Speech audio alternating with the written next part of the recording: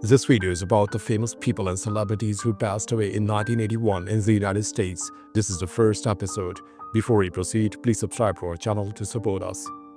Catherine Alexander. She was born in September 1897 and she died in January 1981. Her age was 83 at the time of her death, and the reason for her death was undisclosed. Catherine Alexander was an American actress on stage and screen. She appeared in 44 films between 1930 and 1951.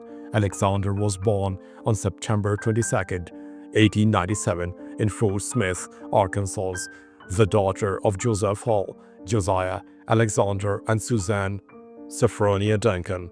She was enrolled citizen of the Cherokee Nation, listed as 1 by 16th Cherokee on the Dawes Rolls. As a young woman, she planned to be a concert artist, but Samuel Goldwyn saw her giving a violin recital and gave her a chance on stage. She became one of Broadway's leading ladies, but went into films in 1930. Alexander debuted on stage in a successful Calamity with William Gillette.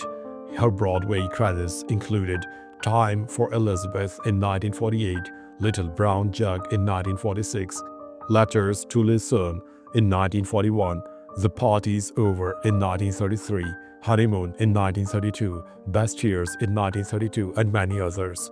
Alexander died in Tryon, North Carolina on January 10, 1981, aged 82. She was buried in the Fairmont addition to Forest Park Cemetery in her native Fort Smith.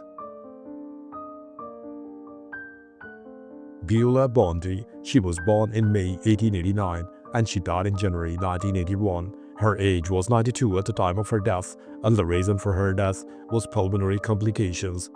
Beulah Bondi was an American character actress. She often played eccentric mothers and later grandmothers and wives. Although she was known for numerous other roles, she began her acting career as a young child in theater, and after establishing herself as a Broadway stage actress in 1925, she reprised her role in Street Scene for the 1931 film version. She played supporting roles in several films during the 1930s and was twice nominated for an Academy Award for Best Supporting Actress.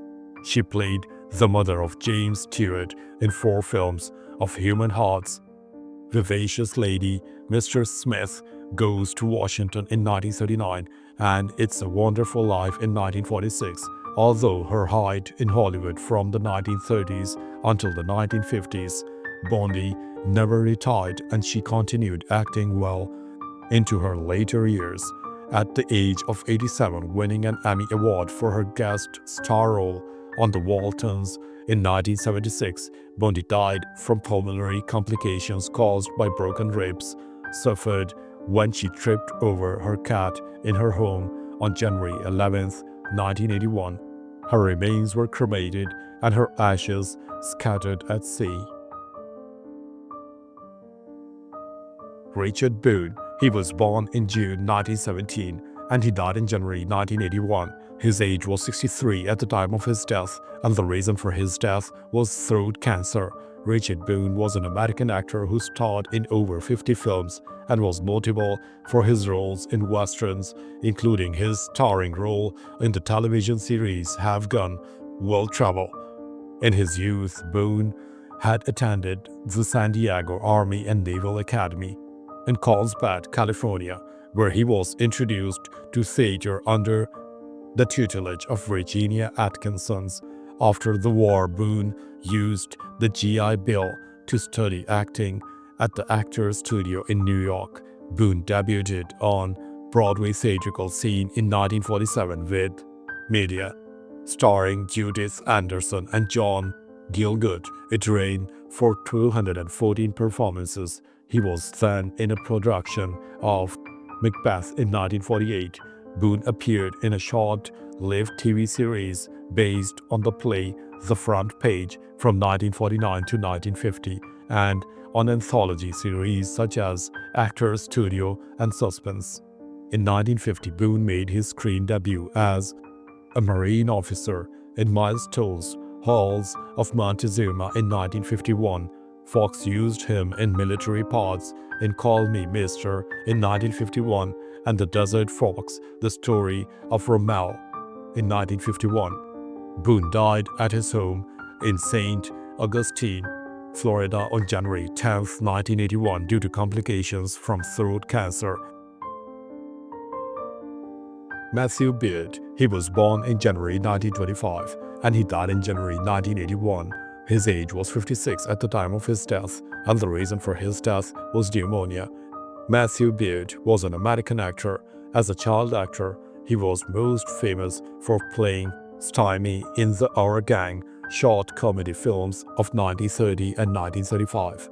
The roles was so well known that he adopted the name Stymie Beard and was so credited in some later roles, such as his 1978 appearance in the Buddy Holly story. Beard previously played baby parts in many films, then signed a 5-year contract in the 1930s to appear in Our Gang. In contrast to Farina, the characters whom he replaced, Stymie was a slick-tongued con artist who was self-assured, nonchalant and ready with a sly comment and clever ideas to solve the problems that he faced. He could offer sound common sense that helped resolve his playmates' dilemmas. The character's trademark was a bald head crowned by an oversized derby hat, a gift to Beard from comedian Stan Laurel, who also worked under Our Gang creator Hal Roach. Stymie is the only member of Our Gang who both replaced one of the original gang members, Ellen Farina Hoskins, and was in turn replaced by one who stayed until the series disbanded, Billy Buckwheat Thomas. Harold Urey. He was born in April 1893 and he died in January 1981. His age was 87 at the time of his death, and the reason for his death was undisclosed. Harold Urey was an American physical chemist whose pioneering work on isotopes earned him the Nobel Prize in Chemistry in 1934 for the discovery of deuterium. He played a significant role in the development of the atom bomb, as well as contributing to theories on the development of organic life from non-living matter. Born in Walkerton, Indiana, Urey studied thermodynamics under Gilbert and Lewis at the University of California, Berkeley. After he received his PhD in 1923, he was awarded a fellowship by the American Scandinavian Foundation to study at Niels Bohr Institute in Copenhagen. He was a research associate at Johns Hopkins University before becoming an associate professor of chemistry at Columbia University. In 1931, he began work with the separation of isotopes that resulted in the discovery of deuterium. During the Second World War, Urey turned his knowledge of isotope separation to the problem of uranium enrichment. He headed the group located at Columbia University that developed isotopes separation using gaseous diffusion. The method was successfully developed, becoming the sole method used in the early post-war period. Frederick Osborne. He was born in March 1889 and he died in January 1981. His age was 91 at the time of his death, and the reason for his death was undisclosed. Frederick Osborne was an American philanthropist, military leader, and eugenicist. He was a founder of several organizations and played a central part in reorienting eugenesis in away from overt racism in the years leading up to the Second World War. The American Philosophical Society considers him to have been the respectable face of eugenic research in the post-war period. Osborne graduated from Princeton University in 1910 and attended Trinity College, Cambridge, for a postgraduate year. His family had made their fortune in the railroad business and went into the family business up to the outbreak of the First World War, when he served in the American Red Cross in France as commander of the advance zone for the last 11 months of the war.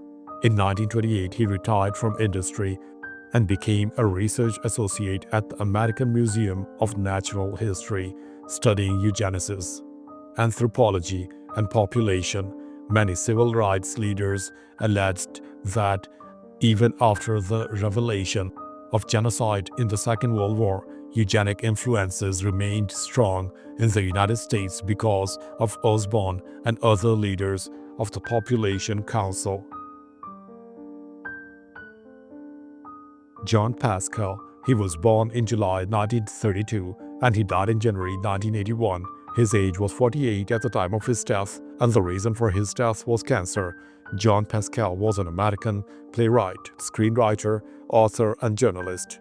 Pascal was a playwright and screenwriter. His works included collaborations on the book for the Broadway musical George M., which was also released on NBC, and on scripts for the ABC daytime soap opera The Young Marrieds.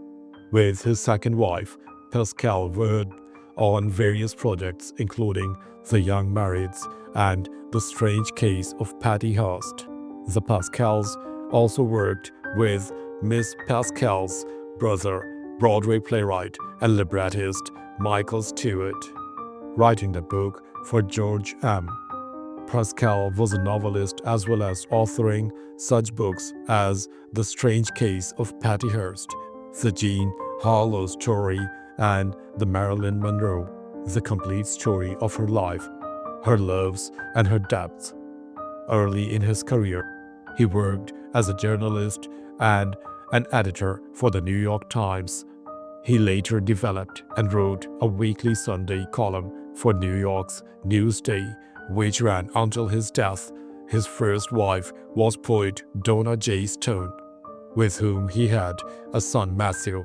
He later married children's author Francine Pascal.